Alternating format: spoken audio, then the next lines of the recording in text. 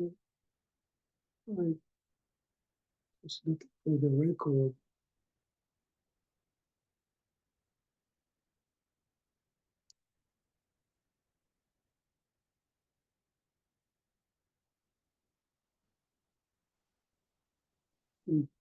What was the problem, Rabbi? I'm starting the recording. So hello everyone, and today, Inauguration Day. I'd like to talk about the following topic.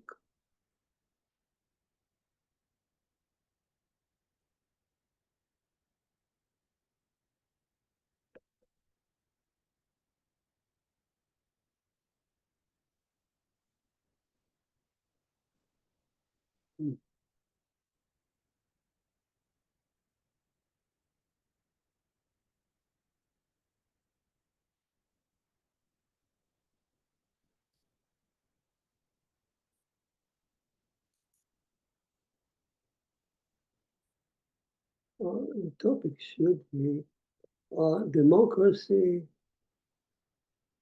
and dictatorship.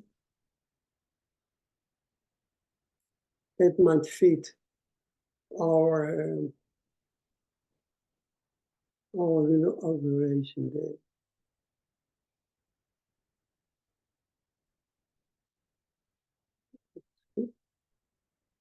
Let's put it on.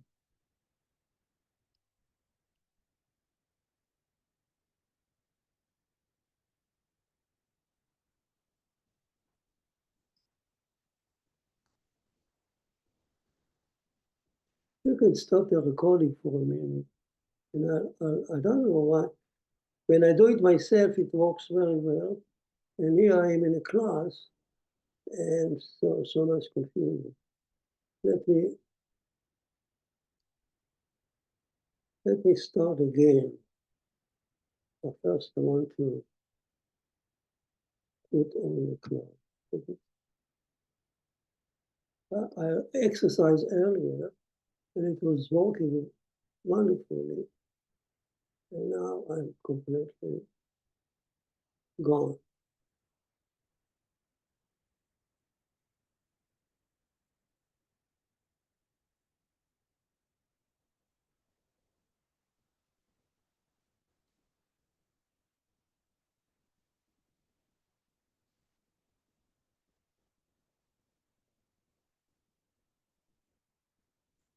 Okay, you do have permission to record. Yeah, okay. Okay, I'm starting recording in a minute. I have the class now, and I'm starting to record. I stopped the recording.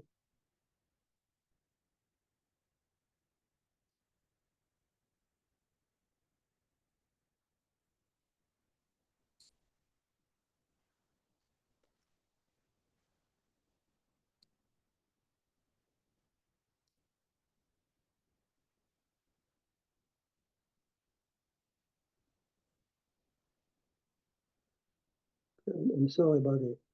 Time. All right. It's recording now. So today,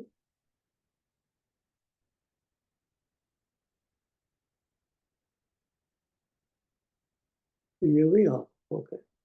Today we'll talk about dictatorship, democracy, and the material. The material that I want to use for this class is taking from our class. So everyone who had attended our classes over the last 2 years can understand every word I'm saying. So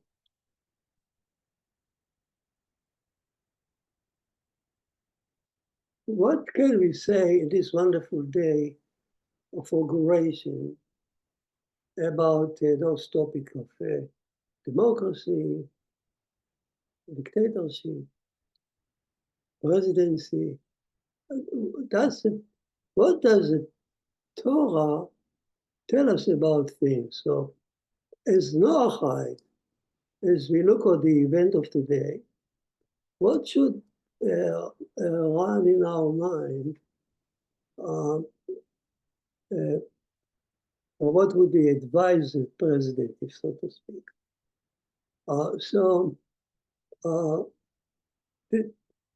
The first thing, I'm just drop topics from the classes that we have had, and I go over that with you, and all those topics related to the topic of what I just said, dictation, kingship, dictatorship, democracy. So what does the Torah says about it? Amazingly, the first thing that the Torah ever does from the beginning is addressing that issue. Because what is the first thing that the Torah says? Elohim, the judge, he built the sixth day as a builder, as a judge, as a dictator. He said, let it be, and things happen. Let it be grass, and grass happened. Let the luminary hang in the sky, and it did. And so forth. And when he said, let it be, nobody raised any objection. He discussed it with no one else. He is a sole ruler. And he did whatever he wanted.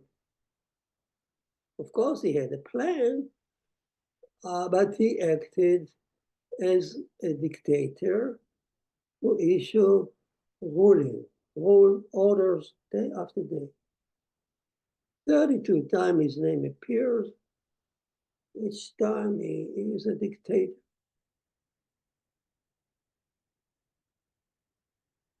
Now, and as such, the Torah makes the point that he created the 6 days very efficiently,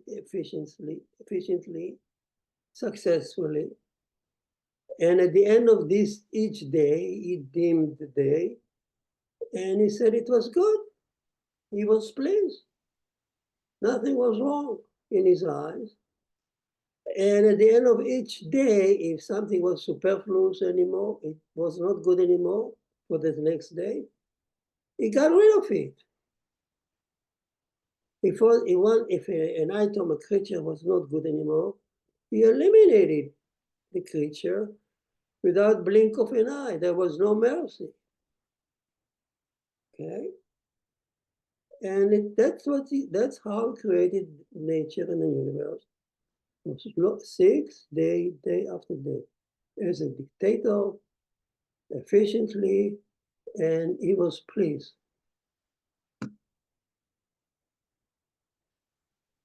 Now, at one point, the Torah says that the 6th day, he wanted to create a creature that will be not just good, but very good. Like a new creature called Adam will not be as good as all other animals that evolve, if you wish, through the evolution. But this creature will be somehow different. He may be part of it, he is still part of the extension of the evolution, but he needs to be very good. How would he be very good? So Elohim, we'll talk about it in a minute, but certainly Elohim made certain concessions to make sure that the Adam will be very good, to show Adam how Adam can be very good. So first of all, he stepped down from the throne of dictatorship. And instead of giving another issue, another decree, he could have said, let it be Adam. Oh, no, he didn't do that. He spoke in plural, modesty. Let us make Adam. He looked around to whom he was talking, to anyone in the chapter there. So he stepped down from the position or the status of dictatorship and became a king who consulted others. The name king in Hebrew, melech, means by itself, and nimlach means he consulted. We, the king of England, means I am not only royalty, but it infers that we, the king of England, are not ruling alone. I have a whole counselors around me. Here, Elohim not only did he spoke to the counselor, everyone in the chapter, but the counselor were all his own subject, the thing that he created. So he consulted like superior. He wanted to show Adam that the superior will consult the inferior. He did it to show Adam how to rule, how to become very good. How to become very good. You step down from dictatorship and you become a king who consults with his own subject. Oh, it reminds me, democratic, I would call it. Democratic ruler. So to become very good, Elohim first stepped down and he said to Adam, if you follow dictatorship, you will destroy yourself. Why? Because we know the story. We know that had Elohim not created Adam, had he pursued his own first plan, inclination, had he continued to rule a dictatorship, the next step on the sixth day and the end of the sixth day, he would have destroyed the whole universe. He would be fed up and start a whole new universe. Who said that? Rashi. So he says to Adam, if you want, yes, you can become a dictator like me, and you can rule very efficiently, successfully, but at the end, you may destroy yourself. Think about dictators like Mao Zedong. At the end of his life, he almost destroyed China. Think about other dictators, Stalin. Not to say about the devil Hitler, that at the end of the last few days, he issued orders after orders to destroy Germany, who betrayed him, to bomb all the bridges and the factories. Luckily, there were some generals, only few, that refused to deliver the order, risking their lives. And that order of Hitler was not implemented. But the dictator would end up, despite his previous success, they will ruin their own kingship, own dictatorship. Yes, during the dictatorship, train set up on time. There were no strikes, and no inflation. And people go to work, or there is order. And you can achieve a lot of things. but dictatorship upon itself. If you want to see the next day, Elohim said, step down, consult your own subject. You see it in the Torah,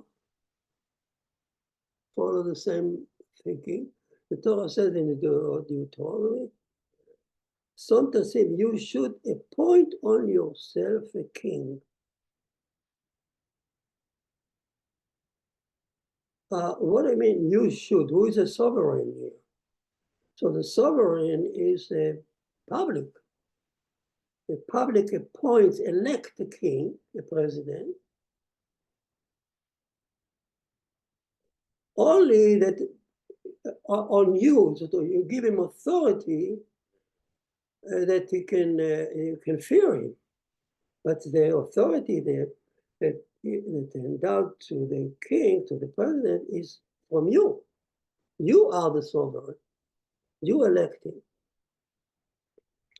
Not only that, the Torah also says that the king cannot be an alien. He must be elected from among the people because he needs to listen to them. If he is an alien, he may not understand exactly what their dreams and aspirations are. A king should be attuned to the subject wishes. Only then mankind can see the next day. So, but here comes the next question. So we understand that the system of the democracy is important in the eyes of the Torah. But that's not enough. To be very good, yes, Elohim stepped down. But stepping down and showing Adam how to rule himself is not enough. By the way, let me go back before on the story. You know, when he spoke in plural, the angel asked him, appalled and said, "Our king, you have been talking. The first time we hear you talking in plural. Why do you do that? Don't you risk idolatry? People may think that there are more than one God." So Elohim says, yeah, I know that I risk by speaking, I hope by stepping down and becoming democratic, I risk the option of idolaters who will rebel against me and think that I'm more than one and so on. I take the risk because because teaching Adam modesty, how to rule, is so important that I risk idolatry. Imagine, the first thing that the Bible teaches you, before you stand on a pulpit, before you go on the hill and shout in the name of the Bible, this and this and this, the first item that Bible teaches us is the importance of overcoming our ego to rule like with the iron fist as a dictator, and to step down and build a democracy. And the king, the president, the one who rules, should be able to listen, is basically get his power from his own subject, and so on.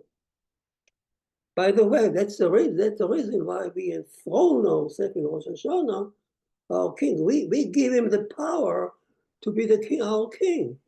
Have you thought about it? We human must accept him as our king because he is a democratic king. He is not imposing himself on us. We elect him as if we are the sovereign here, as if. If we don't, if he remained a dictator without asking how permission to rule over us, without us being electing him as our king, he will destroy the universe.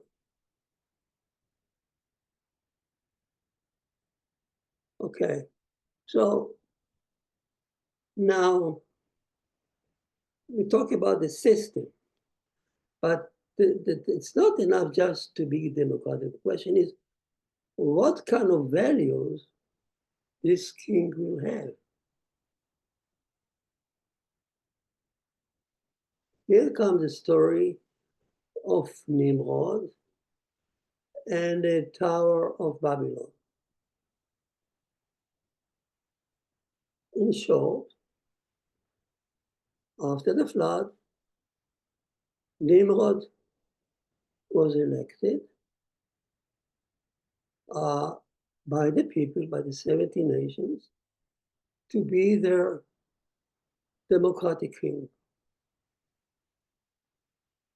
You know, the whims and the inspiration of every nation. If you remember our classes on Nimrod, his father Cush sent him all over when he was young to learn what the people want. And each nation thought that so he was able to accommodate himself to each nation so much to understand them that each one thought is ours.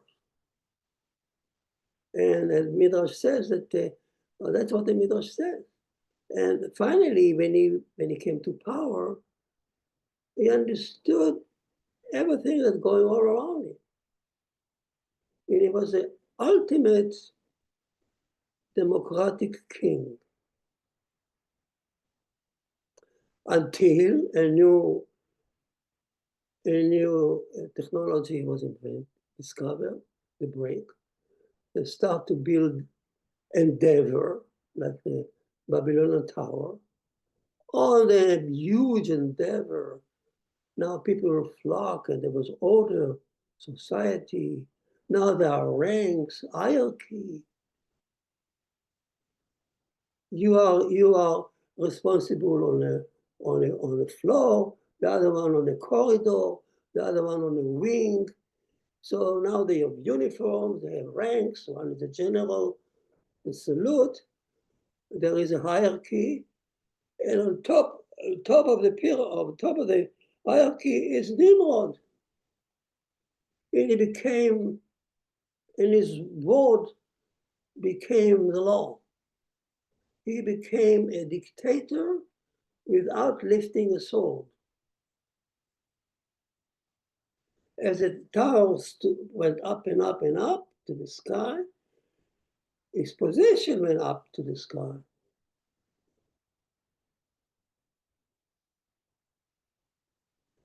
And he ruled he ruled mankind. Is a almost holy dictator without lifting it, without police. And people love to flock to him. People love to leave the farm and join the Endeavor. They meet other people. Look at the story of the pyramid. This is what it was built, not by slaves. It was built by young people flocking from all over Egypt to participate. The same thing with Mesopotamia. Nobody forced them. And Pharaoh was on the top. And Nimrod was on the top. And everything went fine until something happened. So from democracy, one of the dangers of democracy that it can turn to the dictatorship. And the danger of that, what happened, that he was pleased, and the Endeavor was successful, went up and up and up. They went almost to the atmosphere until Hashem saw that something is wrong. It says there that Hashem intervened. Merciful one intervened. Why? Because Hashem said already to you, they can do anything they want. If they follow this endeavor like Elohim, the same thing as Elohim. Being dictator by itself is not wrong. You can achieve many things. It's a verse, it's a chapter 30, verse 7 there. They can achieve anything they wanted. So what was wrong? Why the merciful one was angered? You know the story. Because as the tower went up and up and up, it became cruel. It grew up on account of the individual who fell.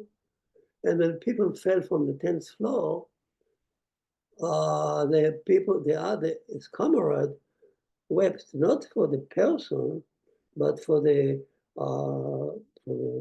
material that was lost when he fell. Became cruel. So when Hashem intervened, Hashem disrupted this authority by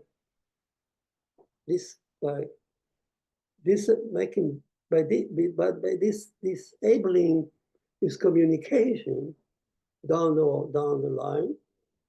He spoke and nobody understood. And they spoke and he didn't understand. So the communication was lost.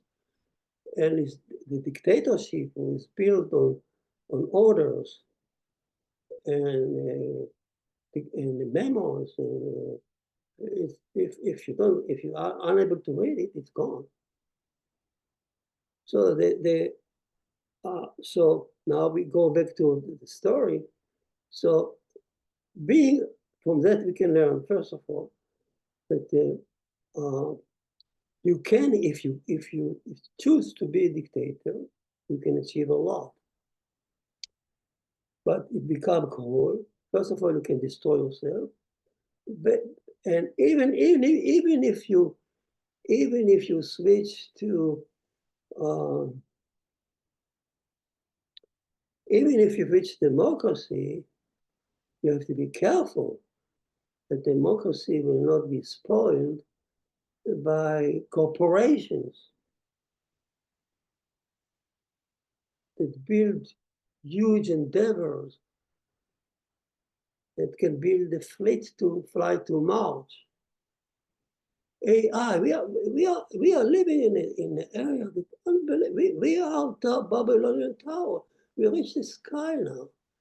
The AI and all these computers. Every day there is a new innovation. You don't know.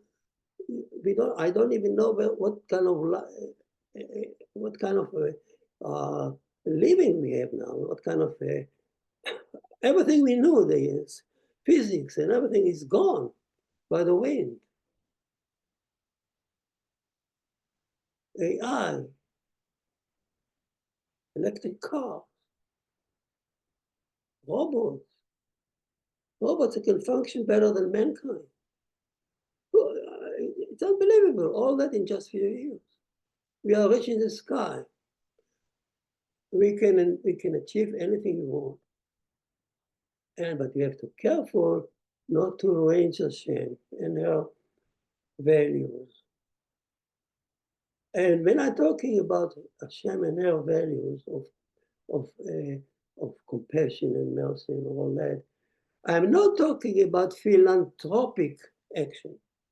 I'm not talking that somebody who's wealthy, he should give money to build hospitals and take care of the poor. That's fine, but that's not what we are talking about. We are talking about building our Babylonian tower along with the value of Hashem. Not stepping over other people that find themselves suddenly falling out and being pushed out from the endeavor, or find themselves at young age without a job, and so on.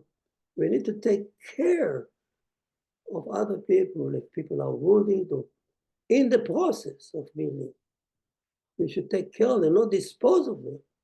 It should not be on the account of the individual and his individual plight and personal stories. Beside all that is beside what Abraham did, giving charity unconditional. That's a different story. We're talking about reaching endeavor, human endeavor, following Elohim, but not forgetting Hashem. All right. I'm trying to draw some conclusion from our classes and into today's sermon. So we maybe understand now a little more of the value of the dictator. So that story is presented to us in the Bible as a task, as a challenge to overcome, as a trial. Elohim, everything Elohim made is for a trial. So the trial number one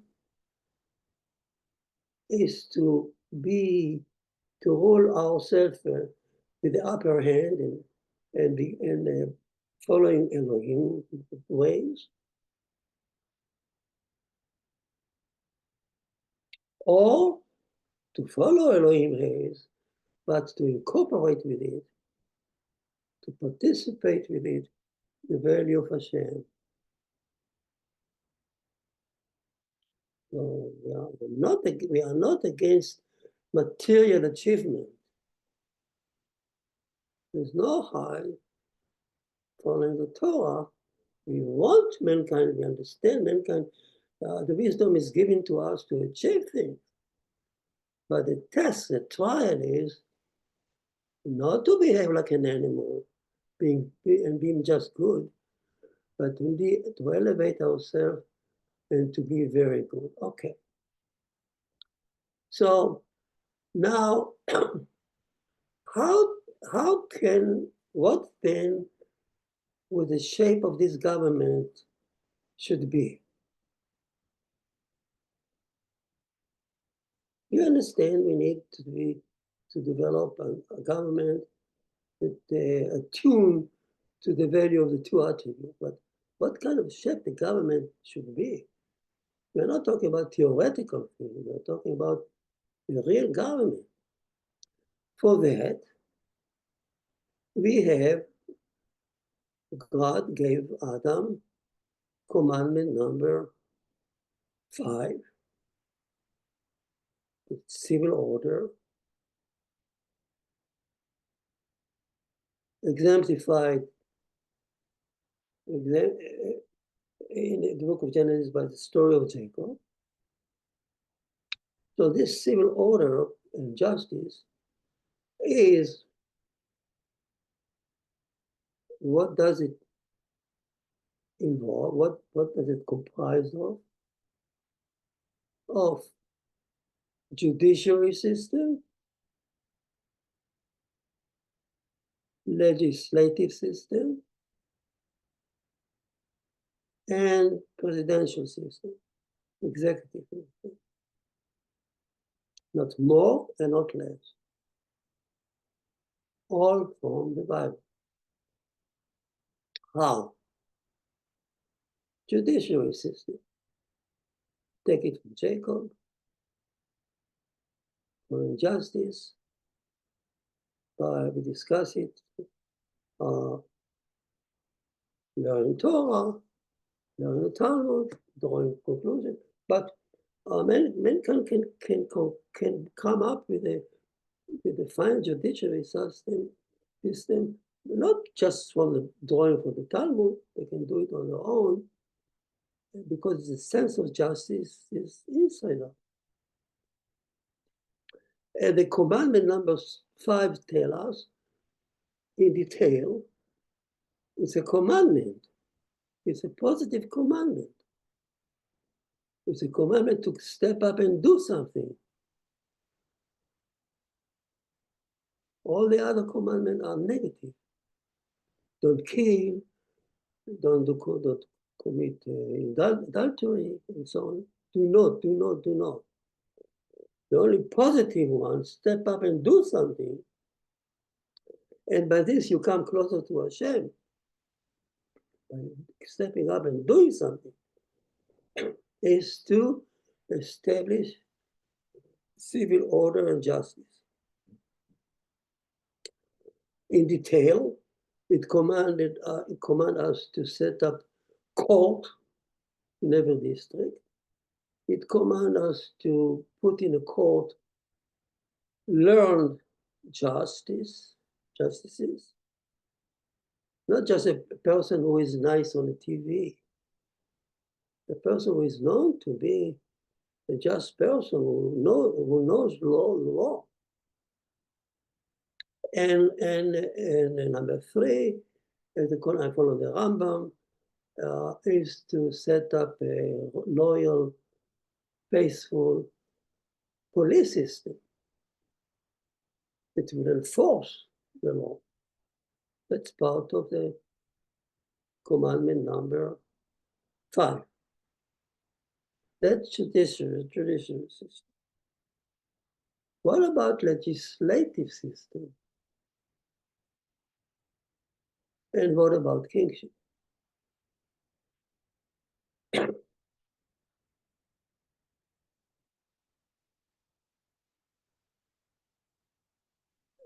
Jacob had to go down to Egypt to see Joseph as a king. And Joseph will implement Jacob's justice into kingship, into the reality. That's one model. Secondly, if you look at the commandment, number 1, it says, I am the essence of God, Hashem Elohim, the attribute. And number 2, that's line number 2. Number 3, who took you out of Egypt? I am the one who intervened in history. I am the king. 3 line, essence. The sovereign is me, I am. Number 2 is a legislative. Number 2, Hashem Elohim, is 2 parties debating each other. It's a Congress. It's a legislative. They debate what the law would be. The merciful one, the Elohim one, and there are many other attributes. They all debate, but basically those 2. Amazingly 2, and the Torah emphasizes 2. So here is a legislative body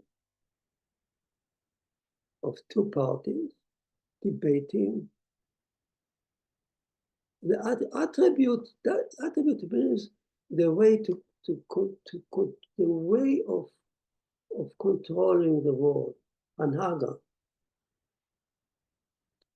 When Hashem sits on the throne of mercy, it means that he ruled the world, ruled the universe with this method, or this anhaga, this way of mercy, or way of din, the other way around, by the upper end justice. So any attribute means actually, when we talk about the attribute of Hashem, is that that's the way he rules. So the parties in the legislative debate how to rule, what kind of law instruction to give to the king in the White House.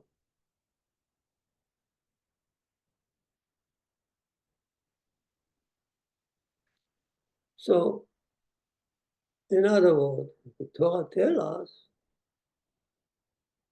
not only that we need to be a democratic government, and not only how we need to elect our president and how the whole sovereign, the whole ruling body, even the Congress is elected.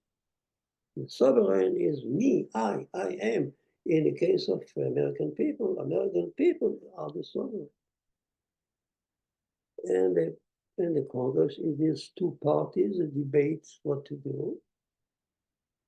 One inclined to that philosophy, one inclined to the opposite philosophy. And once they come to a common conclusion, which is presented by Jacob, so to speak, and it filters out, Jacob give it to Joseph.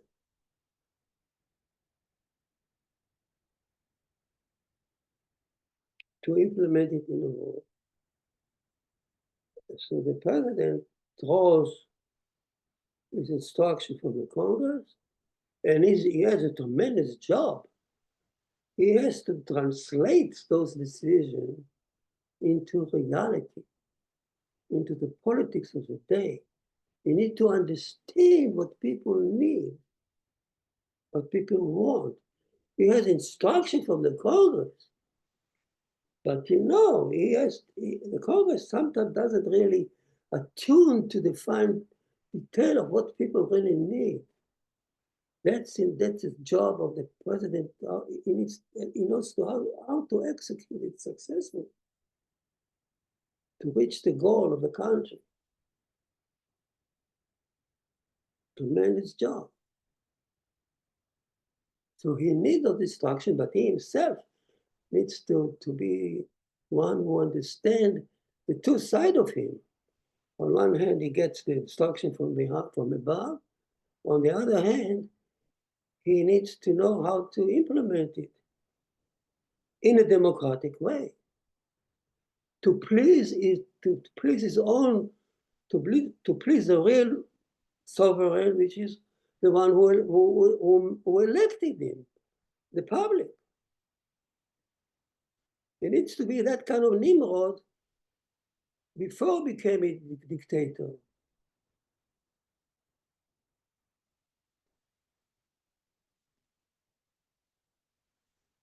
I'm going back now to many years ago,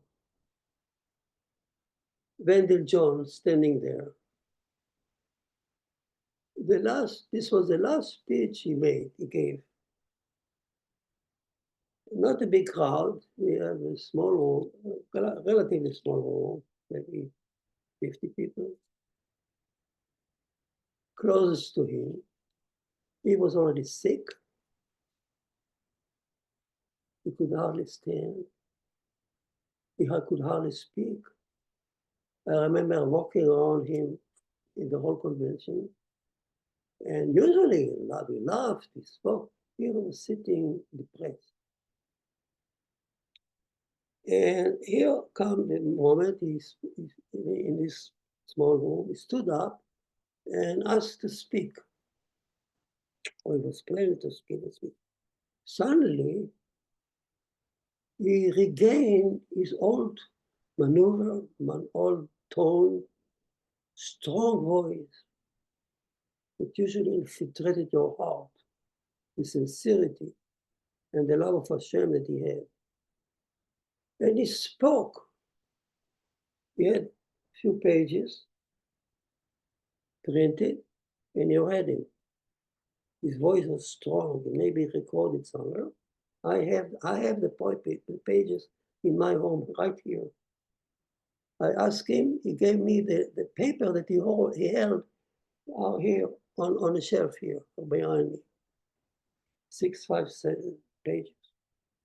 And he spoke about the founding father of this country. And the whole speech was that they were not really Christians,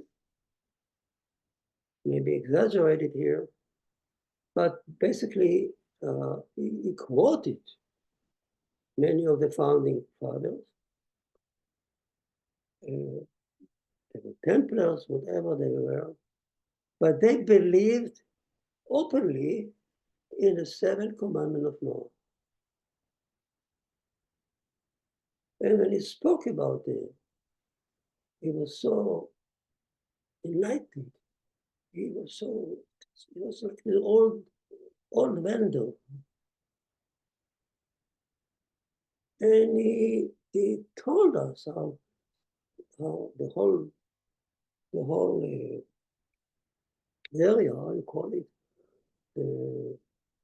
from White House to the Congress, the whole setup of the area was built in a Templar design. And they believed in the seventh commandment of Noah. So the founder of this country drove their conclusion how to set up this government based on the Torah. So it's not incidental that they follow this structure. Democracy, but not the democracy in European model. They developed their own model based on the Torah.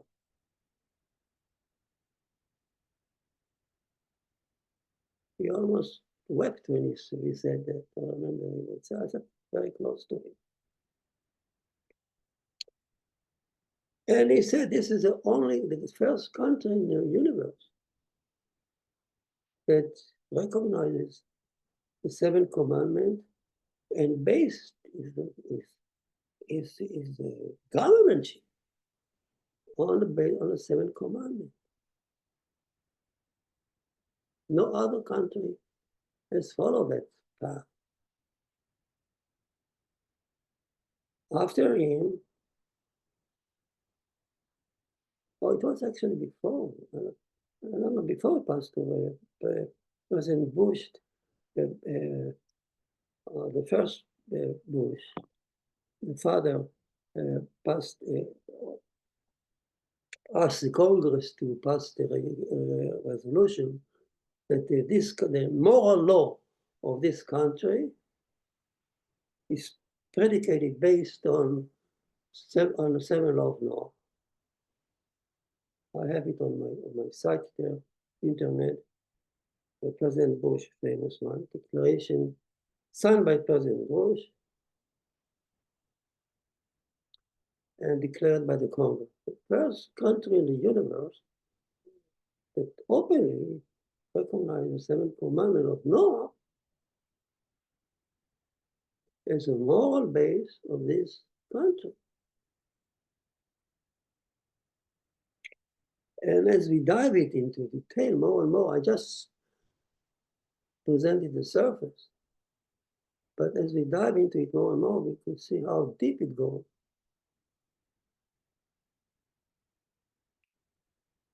So in this day, awesome day, of million people watching all over the world, how the power passed from one president to another over the cup of tea. No tanks, no shooting. It's two presidents sitting with their wives over a cup of tea. Have you seen anything like that in the entire universe?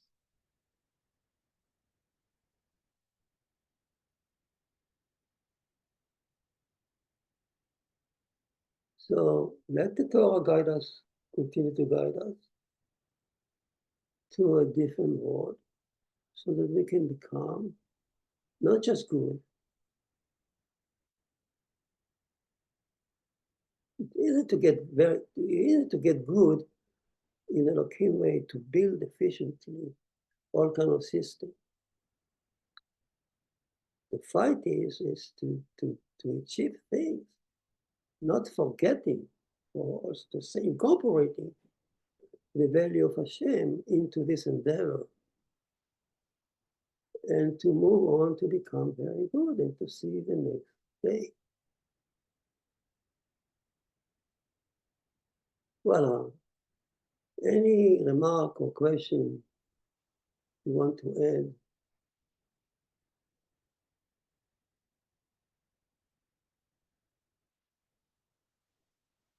Rabbi, very interesting class tonight and very timely.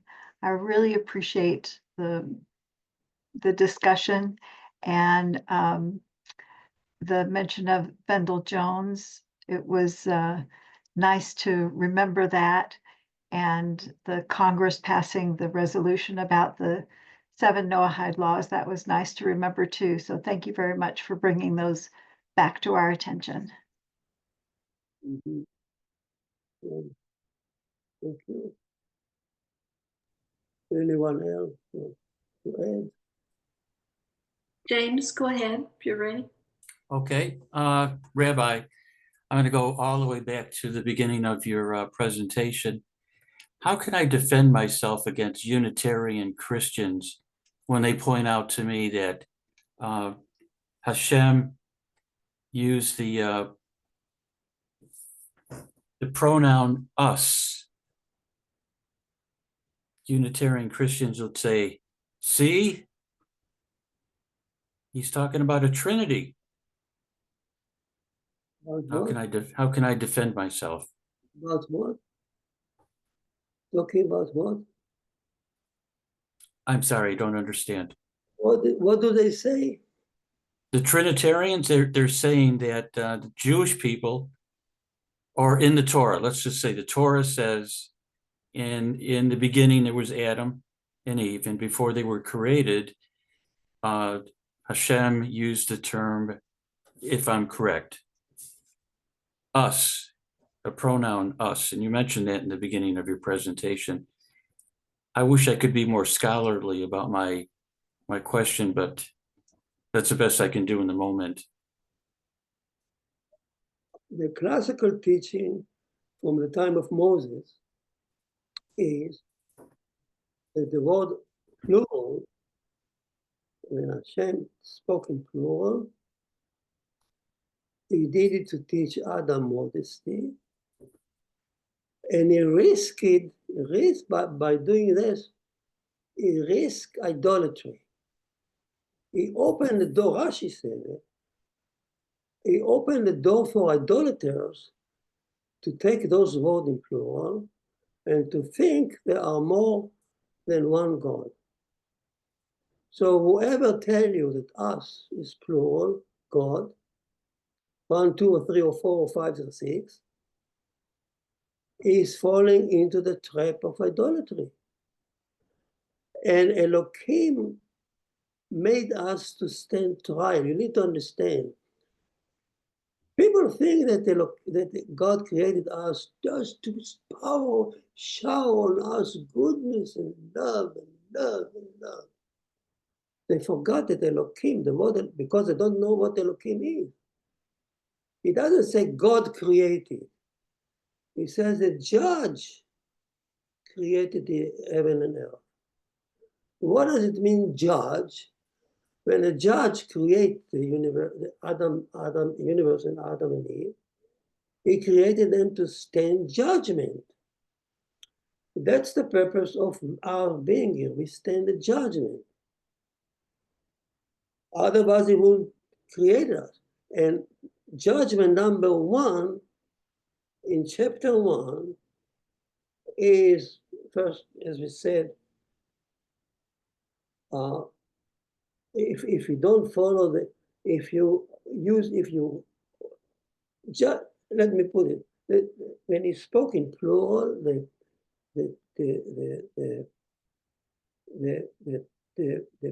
foremost trial that we are here is to stand the trial of idolatry. Idolatry, part of idolatry is to worship ourselves and our ego and becoming a dictator. But going back to your question, It's not just that, it's not just acting as a dictator, it's following idolatry. What is the definition of idol? If you worship anything, then one God. Mhm. And if you say, oh, yeah, but it says in plural, that's your trial. The angel asked him, why do you speak in plural? He said, I open, but you know they open the door for idolatry. And he said, I do it for one reason or another, to teach other modesty. That's the answer of the question. So whoever tell you hang is idolatry on the verse of the plural, he falls into the trap of idolatry. And would you cite that for me, Rabbi? I'm going to go back and go to the Torah. Where can I find this? You said chapter 1 or 2. Chapter 1, when he says at the end of the chapter, he says, when Adam come to the sixth day, he says, Elohim the judge says, let us in plural Yes. make an Adam in our form, in our image. He spoke in plural. Yes. Why did he speak in plural? One answer is because I said he became a king who consulted. He consulted everything in the chapter. He consulted the sixth day made Adam. He consulted the wisdom. He consulted everything is mentioned in chapter 1, and he put it in Adam. Let me and you. He became a king who consult. We, the king of England, we together, we create Adam. Instead of being a dictator, instead of saying, let it be Adam. He didn't say that. The first time he said, let's get together. That's number one explanation. That's a simple explanation. He spoke in plural to everyone in the room. But by doing this, to teach Adam how to rule in modesty, to consult, not to be a dictator, inadvertently, so to speak. Of course, he knew what he's doing, but the angel asked him, you speak in plural, God, and you open the door for idolaters Mhm. to worship those people, those items that you discuss with them. To worship nature. You consult nature. You consult wisdom. You consult your ego. You consult sex. You consult self-food. Everything you mentioned. Every item you consulted with, besides being one, the people would think that they are also God. Right. And you speak in plural, you open the door for idolaters to think there is more than one God. And all the idols, and people start worshiping other God beside you. And he said, so the answer is, I risk idolatry because I want, for the sake of teaching Adam modesty. Now, who's saying that, Rabbi? Who's saying that? I took the risk. Rashi. Have you heard about Rashi? Yes. Rashi. So Rashi. Rashi. The main commentary of the Torah is based on the Talmud. Gotcha. Every child, when I was 7 years old, I already learned it. So I didn't understand it, but that's what I learned. So I teach Adam, I speak in plural, and teach Adam how to rule in modesty, that the superior will consult the inferior. But at the sake of this teaching Adam modesty, the price is he opened the door for idolatry. Or why did you do that? That's part of Adam's trial. This will be the paramount trial of Adam on earth. Adam will be judged by other sins, by adultery, by bloodshed, by all the other sins. But sin number one that Adam is going to face all his life until the end of time is the trial of idolatry. Now, a trial of idolatry is huge. It's not just worshiping stone and wood. We discuss, we have 10 classes of what idols means. So based on the Torah. So Adam is going to face the trial of idolatry until the end of time. Are those classes, Rabbi, are they retrievable? Can I watch those? It's look at our playlist on these classes on here, on the native classes. I think there are many classes. Go back there, and you will find them. They are also printed there. If you look at my site, noahide7commandment.com, it's printed there, but you can hear it. In our class, we have had these classes for the last 2 years or so or more. So, and we talk a lot about idolatry. I missed the boat. But your question is perfect. It's right on the top. Yeah. But part of this challenge is that it's amazing. What I wanted to show you, that in the eyes of the Torah, this question of how to rule ourselves as a dictatorship or democratic way, is so important in the eyes of Moses that he put it up there as number 1 in chapter 1, verse 1, or the chapter 1. No, it's amazing for all the fault that he could pick up. It didn't pick up adultery or bloodshed. This question of mode of rule of government in the eyes of Moses, it was so great, so important that it's paramount. It's just not. It's chapter 1 in Genesis. Can I check something with you? I want to know if I understand. Can I check that with you? Yes. Here's my understanding. What I think I heard. Adam and Eve were created. That was a dictatorship. Creating them. 6 days. Okay. The democracy occurred after that fact when he gave Adam and Eve, they had free will. That's Yes. where the democracy comes in. Is that what you're saying, Rabbi? Okay.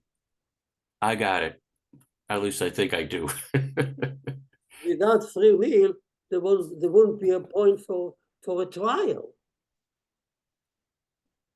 The whole idea of creating Adam to stand at judgment, a trial, is that one of the gifts he gave Adam, free will, for our own benefit, to achieve things. So is this trial coming from Rashi's comment? No. It doesn't speak about free will. Okay. But if you look at the Midrashim, you may find. But the whole idea of putting somebody in trial, or to do this or that, that's a Rambam. Actually, not Rashi. That's a Rambam. Ramban. Okay. Maimonides. Maimonides says that don't believe in those. Even 1,000 years ago, we already had people say, "Oh, there is no free trial. There is no freedom of choice. Everything is from Hashem. Everything we are puppet. We cannot lift our finger without Hashem telling us what to do." He says bullshit. If somebody tells you there is no free will, it's not the Torah.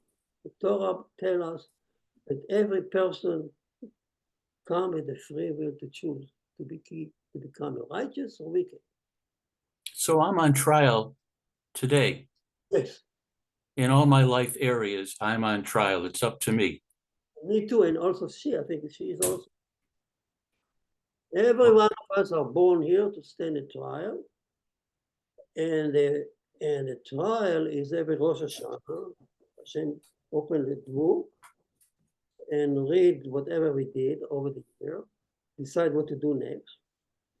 And at the end of time, at the end of the 6th day creation, which is before the Sabbath, all mankind will stand in trial to see if he can merit, to move on to the next day as mankind. So that this judgment is on different levels of individual and of mankind. But we are here on trial. If you want to say, oh, Hashem made us to shower on us goodness.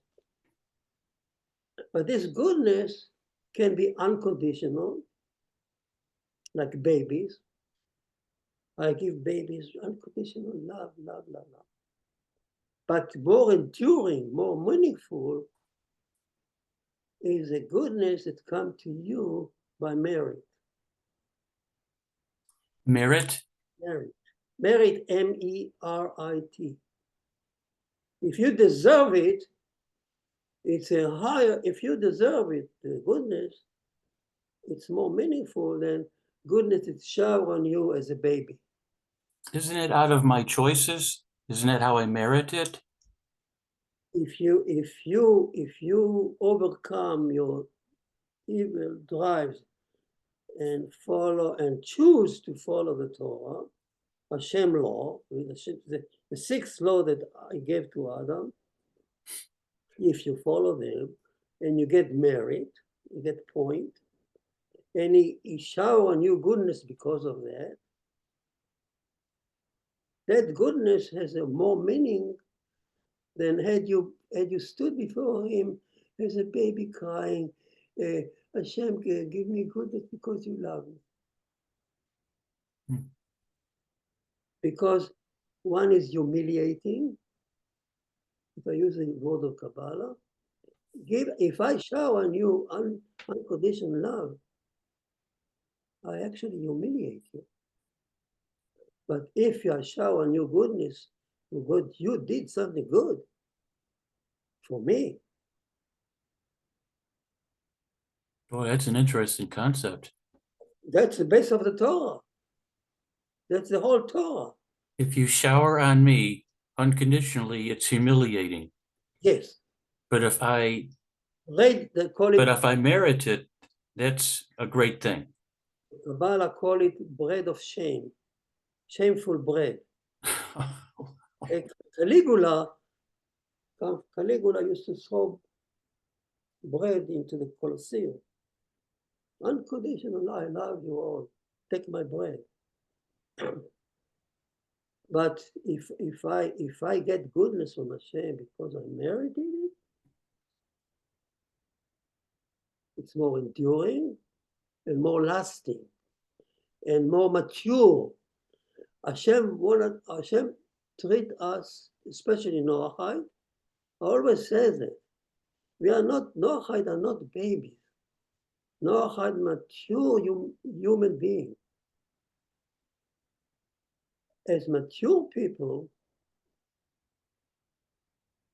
we don't want to beg to stand waiting for as babies love and we don't want that. We want to stand on our foot with free will. Noah did that. Noah, we come from Noah. All come from Noah. We spoke about it when we come to Noah. Noah understood the whole concept of covenant with Noah. Noah did a covenant. He dared to stand before Hashem. He says, no, I am not going to procreate unless you do this and do this for me. So, and this is the first covenant that mankind made it with Hashem, Noah covenant, rainbow. And that he stood the first time on his own leg and said, if Hashem, if you don't promise me that the flood will not come, I will not procreate. He stood as a mature human being, not as a baby. I beg you not to bring flood. Promise me that you change your course, that you will not bring the flood, and you delay the flood, not like before. I'll let you change your heart, and I will change my heart to you. Covenant. So it's to go deep and deep and deep, but you are touching, my friend, to the most basic premise of the Torah. What Torah would you suggest I buy? Oh, it's not a matter of what Torah. We have those stone edition, which is stone Rashi, but it's not all this discussion are not really printed in the text of the Torah that you buy over. You need to learn Torah. You learn Torah by attending classes, proper classes, and if you learn there are many people here in the class who knows to read Hebrew, and they can learn the Midrash, and Rod and other rabbis teach them from back to forth. So it's a matter of learning. If I want to learn Torah, I don't read it. You never read it from here. You need to learn Torah.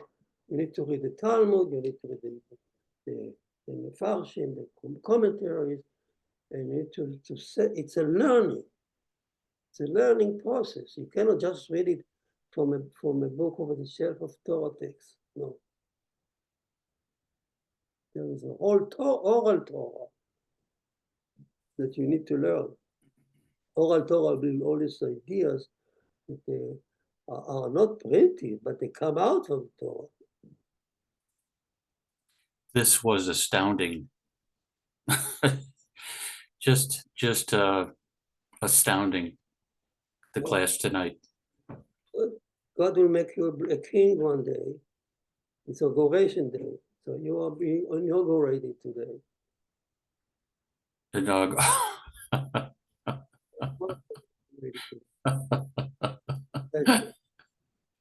Okay, welcome. All right, I think let everybody go to sleep today, and God willing, we'll meet, if not also Thursday, weekly class, and next week. God willing. Take care. Thank you for being with me. James, Bye. James, before you leave, I just wanted to tell you to find Rabbi's previous videos. Yes, let me get a piece of paper. Yeah, the ones on idolatry. That's it, right? Okay. Go to YouTube and find the Nativ channel just in the search, type in Nativ. And then all of the videos are there, and they're grouped either just all the videos, or you can go to playlist, and all of Rabbi should be under his playlist. Go to YouTube, go to Nativ, go to the playlist, and rabbis should be under that. Right. Okay. And if you send Rod, email Rod with your email, then at the end of each week, he sends out all the unedited videos of the classes for that week.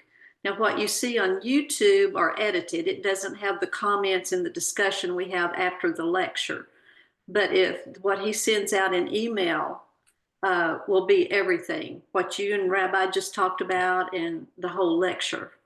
So make sure Rod gets your email and gets you on that distribution list so you can get those each week.